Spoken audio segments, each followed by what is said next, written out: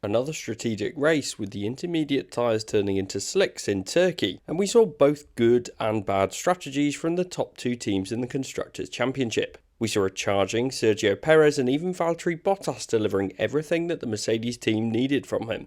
All the while, the teams will have been keeping an eye on the weather forecast, and it never really looked like a dry enough line would emerge to allow a risk to be taken by any of the teams going onto the slicks, unless you're Sebastian Vettel. It was a great race once again, so here's my 5 things we learned from the Turkish Grand Prix. My name's Andy, and this is Behind the Drive.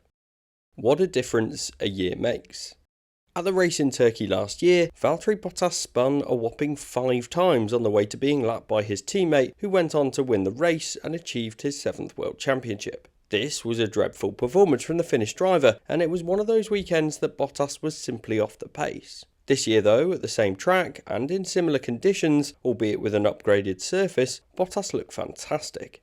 He put his car P2 in qualifying, which became pole position for the race, and he got off the line well to then control the pace from the front in the opening stint. On so many occasions this year, Bottas has been asked to try his best to keep Verstappen behind, but has failed to do so. Today though, he was in form and managed the gap to Max Verstappen incredibly well, whilst also showing some great car control as he kept up the pace through the wet conditions. Occasionally, Bottas shows that he can deliver consistent pace, but over the last couple of years, this has rarely been in the wet conditions. For me, this shows just how important it is for Valtteri Bottas to be in a positive mental state when competing at the front, and it's less about the particular circuit that he's racing on. Sure, it's still important that he finds the right setup, among other aspects, but I think that throughout his time at Mercedes, he struggled to consistently find the pace over the course of an entire season. And since his move to Alfa Romeo has been announced, I'm sure he's been a lot more relaxed around the paddock. Going through the race, Bottas continued to build a lead at the front, and even when his intermediate tyres started to drop off, he kept them in a position that he could control the pace, preventing Verstappen from getting those extra 7 points for first position. It was a brilliant race victory for Bottas in what could well be his last victory in Formula 1 with Mercedes. I'm glad that he's had his moment, and it was thoroughly deserved after he didn't put a foot wrong in Istanbul, and that's why he's absolutely earned a green box for his performance in Turkey and his 10th Formula 1 victory, plus even sneaking the fastest lap in the end. A risky strategy from Red Bull.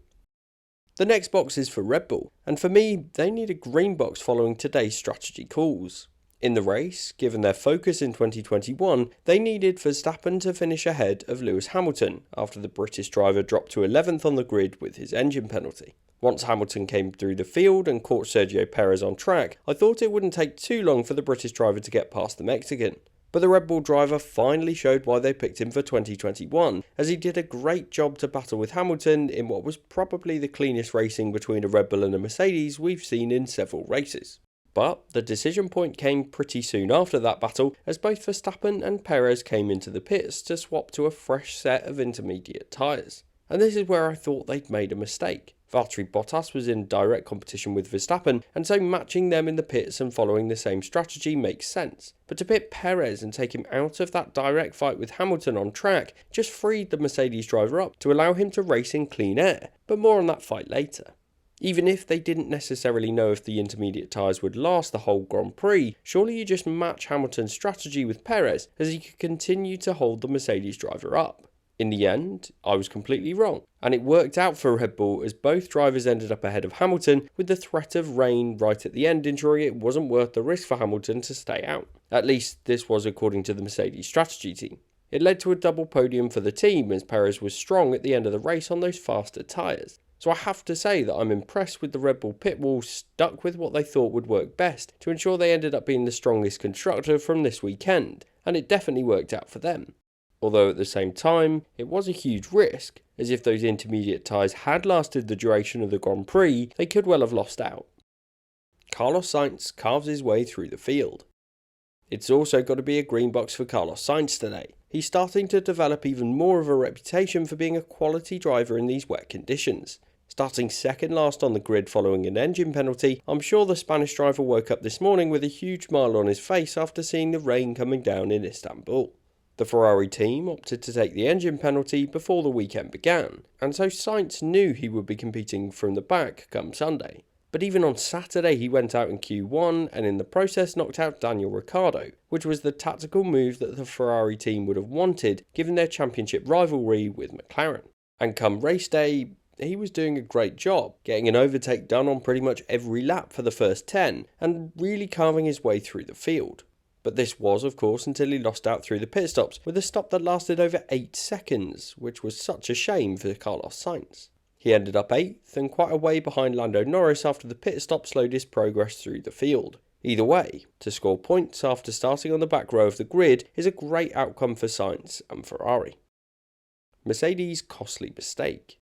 It's got to be a red box for Mercedes after their race strategy decision with Lewis Hamilton at the end of the Grand Prix. It was clear throughout the race that the Inters were good initially, but would then drop back as they overheated and went through a graining phase in the first 10 laps on the tyre.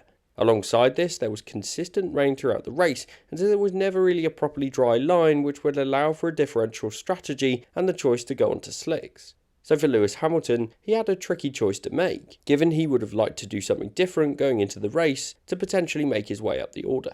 The counter strategy, as it turns out, was the no-stop race.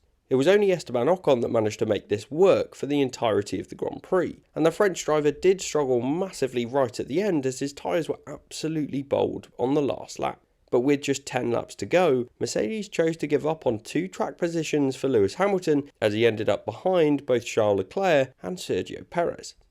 This was a huge decision, and it didn't seem like the team had informed Lewis that he would be losing these positions when they made the call to bring him into the pits. Toto Wolff said after the race that Hamilton was dropping off in pace towards the end, but I don't think we actually saw that in the timing boards. Sure, he might have been slightly slower than the drivers that had stopped, but I think there was a big decision to make. And for me, it was the wrong call. Lewis was managing the pace well, and he was running in third, which would have meant he'd have faced just a 3-point swing in Verstappen's favour. But even if he'd lost a spot to Leclerc or Perez, it would have been a maximum of 6 points. In the end, Hamilton lost 8 points to Verstappen after he was 3 positions behind him. And this move could well be costly for the team and the driver as they lost out today to Red Bull and Verstappen. So it feels like it was a disappointing decision, as it feels like they only looked at the data as opposed to looking at actually what was happening out on track. Of course, I don't know what the data said, but there was definitely a bit of a miscommunication between the driver and the team, and they ultimately lost out as a result, especially by not giving Hamilton enough time to get through that graining phase on the intermediate tyre. Sergio Perez does a great job for the Red Bull team. I've already mentioned it, but it's got to be a green box for Red Bull's Sergio Perez following today's Grand Prix. Perez has struggled throughout the 2021 season, with there being some extreme highs and also extreme lows across the season.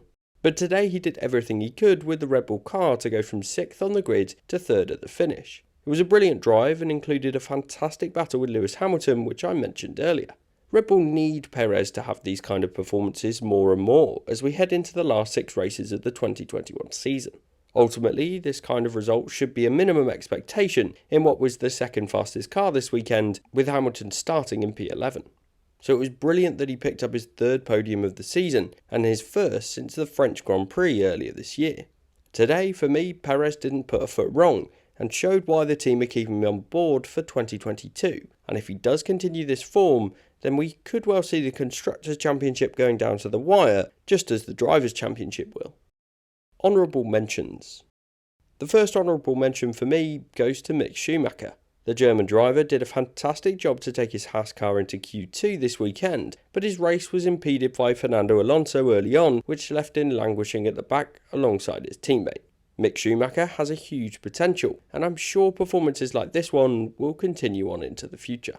Charles Leclerc also deserves a shout out after he came so close to his first victory in 2021. If he had kept on with the intermediate tyres and then kept them alive for the whole race, he could well have kept hold of it. But to get P4 is a brilliant result from him and the Ferrari team. I also want to call out Esteban Ocon, who did manage to hold on to his single set of tyres from the start to the end of the race. He was so close to losing out on points, with Giovinazzi taking 4 seconds out of the Alpine car on the final lap, but nonetheless, he managed to secure a point for that team today. So the championship remains wide open, with a 6-point gap between the 2 drivers at the top, and we've seen a brilliant race of strategy in the wet conditions once again, and the 2021 season continues to deliver. those are my 5 things we learned from the Turkish Grand Prix. Let me know what you learned in the comments, and thanks for watching.